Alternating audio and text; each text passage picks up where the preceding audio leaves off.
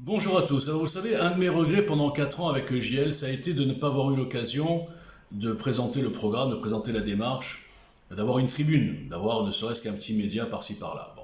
Évidemment que mon style, qui ne fait aucune concession, qui n'est pas là pour faire le gentil, le tout doux avec les médiatiques, au contraire, je les épargne pas, ça donne pas envie d'inviter un type comme ça. On préfère inviter ses petits copains. Bon.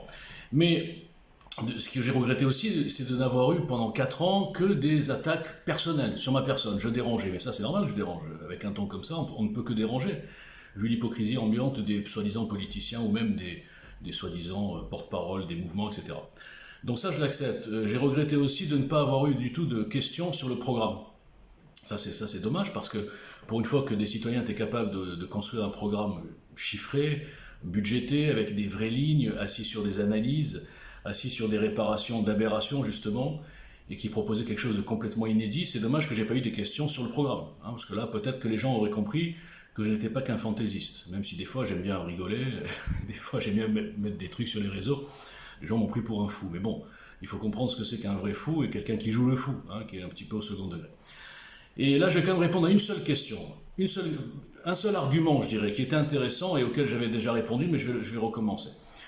Beaucoup de gens sont venus un petit peu condescendants en me disant mais excusez-moi l'expression, qu'est-ce que tu nous emmerdes avec ton programme? On n'a pas besoin de programme, de toute façon les programmes ça sert à rien, de toute façon ils ne sont jamais appliqués. Et je dis certes. Et en me posant la question, il me donnait l'argument qui a fait que j'ai initié ce mouvement. J'ai dit c'est quand même extraordinaire que 99,9% des gens ont ce constat. Et qu'est-ce qu'ils en déduisent? Eh ben, dans le café du commerce, et j'aime bien faire référence au café du commerce, ils disent oui, de toute façon, les politiciens, c'est tous des menteurs, c'est tous des hypocrites, ils nous disent n'importe quoi en sondage, en campagne, et après ils font ce qu'ils veulent, donc ça sert à rien, ça sert à rien. Et il n'y en a pas un dans ce café, sauf moi, qui a dit les gars, puisque vous faites ce constat, pourquoi ne pas fabriquer, construire un système où le mensonge ne sera plus une fatalité, où il sera même, si je résume, impossible de mentir, impossible de faire des promesses de campagne. C'est pas compliqué, EGL l'a fait.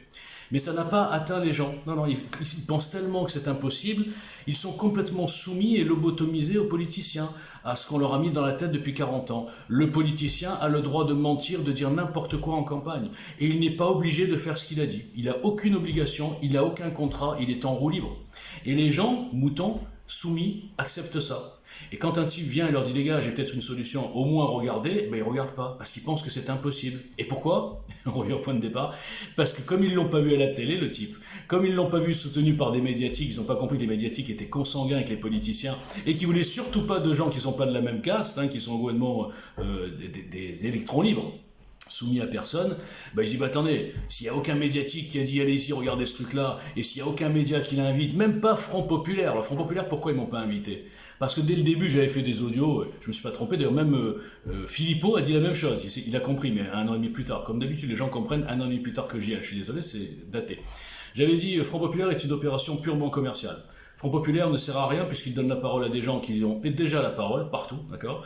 Et donc ils vont se faire de l'argent en faisant semblant qu'ils sont pour le peuple, en faisant semblant de monter une opération Front Populaire et compagnie, où regardez, on donne la parole au peuple et tout, alors qu'ils les ont laissés hacker.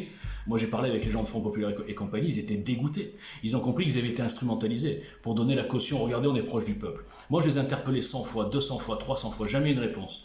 Une fois le producteur, là il a voulu répondre, je l'ai encore plié sur son hypocrisie. Donc vous voyez, ça c'est un exemple. Ça aurait été un média qui aurait pu donner la parole, qui aurait dû donner la parole à EJL Citoyen. C'était dans son ADN en principe. Front Populaire, on donne la parole aux gens qui ne l'ont pas ailleurs, etc. Là aussi, c'était que du fake, que de l'hypocrisie, de la consanguinité, d'une petite caste d'entre-soi. Et les gens, je sais pas, ils s'y voient pas ou s'ils veulent pas voir ce que je dénonce, et au lieu d'ouvrir les yeux, de comprendre, ils vont boycotter celui qui leur montre la vérité. Et celui qui leur montre la vérité dans ce système et sur ces aspects-là, eh bien je suis le seul. Et pourquoi je peux me permettre? Parce que contrairement aux autres, à 99% des autres soi-disant citoyens, porte-parole, etc., eux, ils cherchent à se mettre bien avec tout ce système pour y rentrer. Eux, ils veulent devenir chroniqueurs. Eux, ils veulent devenir députés. Eux, ils veulent devenir petits cadres, conseillers, consultants dans les partis politiques. Eux, ils veulent fréquenter ces gens, ça les fait kiffer. Moi, ça me fait pas kiffer, j'en ai rien à foutre de ces gens. J'en ai rien à foutre des postes. Ce qui m'intéressait, c'est de réveiller mon peuple. Et au lieu de le réveiller, je l'ai réveillé, mais contre moi. C'est quand même extraordinaire quand on y pense. Aucune critique sur le programme argumentée, parce que je peux répondre à tout. C'était au début, au tout début, non, je dois dire au début, j'ai eu des questions, j'ai répondu à tout, et j'avais 6 millions de vues par semaine. C'est pas un hasard, parce que j'avais réponse à tout. Parce que le programme, avant d'arriver, après il a été renforcé par plein d'autres citoyens, bien sûr, il est toujours incassable. Donc on ne peut pas m'attaquer sur le programme, on ne peut pas m'attaquer sur mes analyses avant-gardistes, on ne peut pas m'attaquer sur les dates à laquelle j'ai fait ces analyses, bien avant les petites danseuses qui ont changé de cheval en cours de route. Donc on m'attaque, on laisse le troupeau attaquer et détruire un type sur sa personne. Oui, parce que je m'appelle Boujna, j'ai oublié de vous dire. Ça a beaucoup dérangé. Donc, pour répondre sur le programme, voilà pourquoi un programme. Il faut un programme parce que vous n'avez pas compris que si on montait un système dans lequel le programme sera enfin respecté, enfin un acte d'engagement, eh bien on peut renverser tout le monde. Parce que tous ces politiciens ne seraient jamais élus s'ils disaient vraiment ce qu'ils allaient faire et s'ils ne disaient pas des trucs qu'ils savaient qu'ils n'allaient pas faire. Ça s'appelle la démagogie et le clientélisme. Eh bien ça, vous l'acceptez. Et celui qui vous le démontre depuis 4 ans, par des centaines de vidéos, bon beaucoup suspendues, par 36 comptes Twitter, maintenant tout est effacé, il ne reste plus qu'un compte anonyme, là, parce que je ne peux même plus mettre mon nom. Vous imaginez la situation ? Et vous ne vous dites pas, ce type-là, boycotté à ce point-là, c'est que forcément il doit porter quelque chose qui a du potentiel. C'est incroyable le manque de logique de ces gens. Oubliez ma personne, faites semblant que je suis un fantôme, je ne suis personne, c'est une voix qui vous parle. Il n'a même pas de nom, il ne s'appelle pas Boujna, il ne s'appelle rien du tout. Il s'appelle EGL Citoyen. Si les gens lisaient avec un petit peu de bonne foi et étaient capables de se motiver, on aurait fait un malheur en 4 ans, un malheur. Et là, on est reparti pour 5 ans. Pareil, rien n'a changé, rien n'a servi à rien. On va avoir le Front National, le machin, comme leur petit jeu de politiciens.